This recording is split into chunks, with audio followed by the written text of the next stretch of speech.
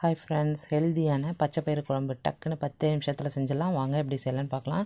இது இட்லி தோசை எல்லாத்துக்கும் செம்ம காம்பினேஷனாக இருக்கும்.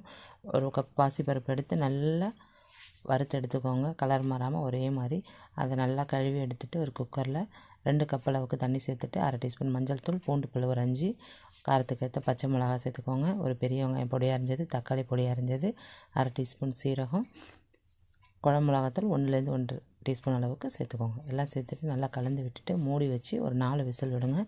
நல்லா வெந்து வந்துடும். எல்லாம்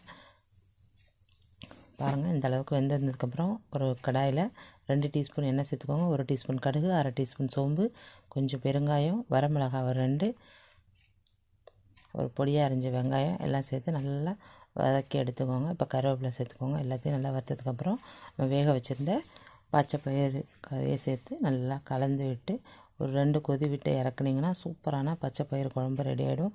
காலைல மார்னிங் டிஃபனுக்கு டக்குன்னு செஞ்சிடலாம். இட்லி, தோசை, சப்பாத்தி எல்லாத்துக்குமே சூப்பராக இருக்கும். இதே போல் உங்கள் வீட்டில் நீங்களும் செஞ்சு பார்த்துட்டு எப்படி இருந்துச்சுன்னு கமெண்ட் பண்ணுங்கள், லைக் பண்ணுங்கள், ஷேர் பண்ணுங்கள், சப்ஸ்கிரைப் பண்ணுங்கள். தேங்க்ஸ் ஃபார் வாட்சிங்.